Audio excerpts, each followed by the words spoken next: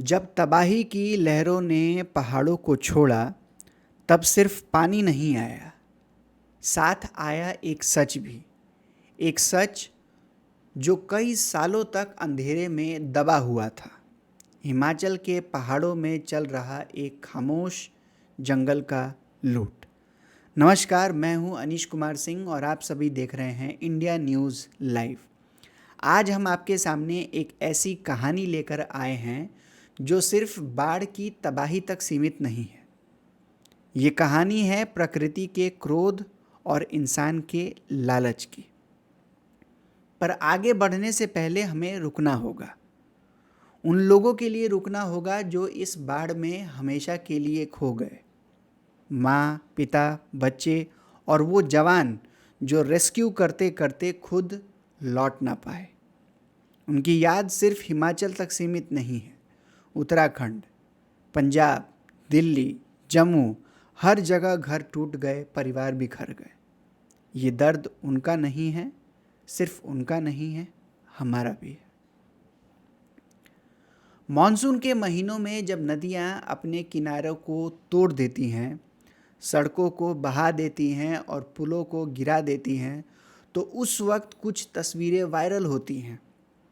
तस्वीरें जिनमें सिर्फ पानी नहीं बल्कि लकड़ियों के पहाड़ तैरते हुए दिखाई देते हैं।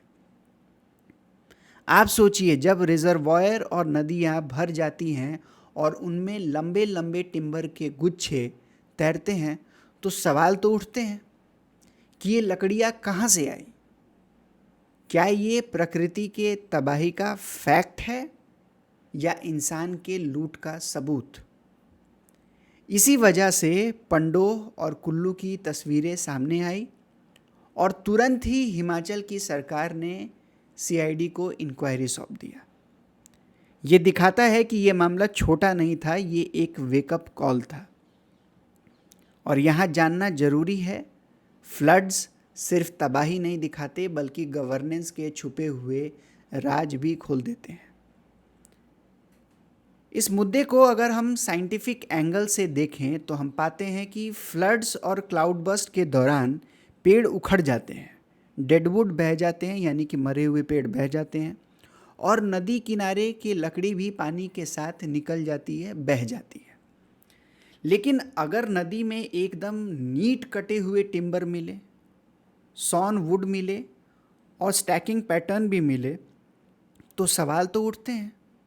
और इन्हीं चीज़ों को देखकर, यानी कि ऐसे कट मार्क्स को देखकर, 100 के निशान को देखकर और स्पीसीज को आइडेंटिफाई कर कर ये मुद्दा और भी ज़्यादा वायरल हो जाता है।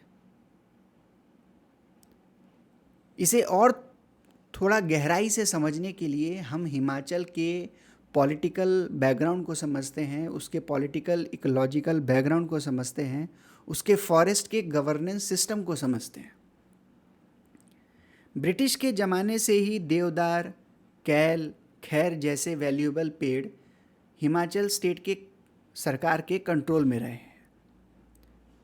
छोटे किसानों को लिमिटेड टिम्बर राइट्स मिलते हैं, लेकिन बड़ी डिमांड और कमज़ोर इन्फोर्समेंट एक फर्टाइल ग्राउंड क्रिएट कर देती है।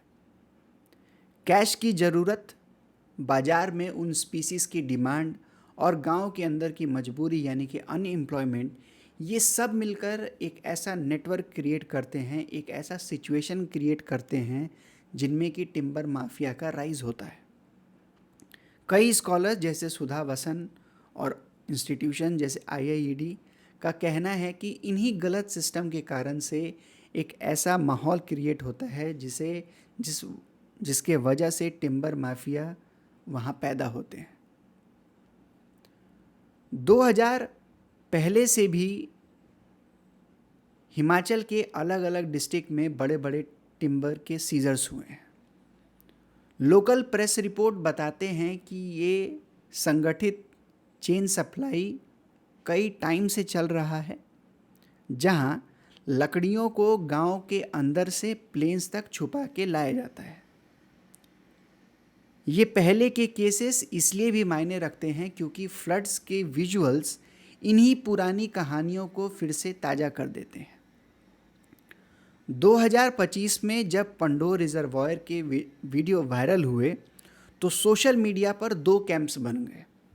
एक तरफ एक्टिविस्ट जो ये कह रहे थे कि ये टिम्बर माफिया के सबूत हैं, और एक तरफ सरकार जो ये कह रही थी कि ये तो सिर्फ और सिर्फ ड्रिफ्टवुड है, यानी कि बहते हुए लकड़ियाँ हैं। और इसी पे मुख्यमंत्री ने सीआईडी को इंक्वायरी दिया। लेकिन सवाल यहाँ एक बनता है कि क्या ये नेचुरल अपरूटिंग था या फिर इलीगल स्टॉक।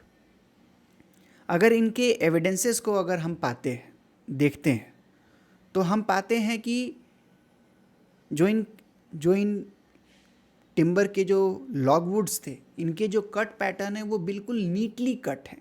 ये एकदम स्टॉक किए हुए लकड़ी थे। स्पीसीज कंपोजिशन जब हम देखते हैं तो सिर्फ और सिर्फ टिम्बर ही हम पाते हैं, हमें किसी और प्रकार के पेड़ देखने को नहीं मिलते हैं। इनका जो पैटर्न है वो पुराने केसेस के साथ में मैच करता है, यानी कि लोकल सीजर हिस्ट्री के साथ में मैच करता है। और इसी के साथ साथ इनका जोग्राफिक लोकेशन, ये वही जगह है हिस्टोरिकली जहाँ पे टिम्बर को छुपाया जाता था। ये सबूत दिखाते हैं कि फ्लड्स ने सिर्फ डेडवुड नहीं बल्कि इलीगल स्टॉक्स को भी एक्सपोज किया। सरकार ने तुरंत कहा ये ज़्यादातर अपरूटेड पेड़ हैं। यहाँ पर समझना ये भी ज़रूरी है कि अगर सरकार अगर मान लेती कि इलीगल लॉगिंग हो रहे हैं तो इसका मतलब यहाँ पर कोई गवर्नेंस का फेलियर है। अपोजिशन ने इसे टिम्बर माफिया का खेल बताया है।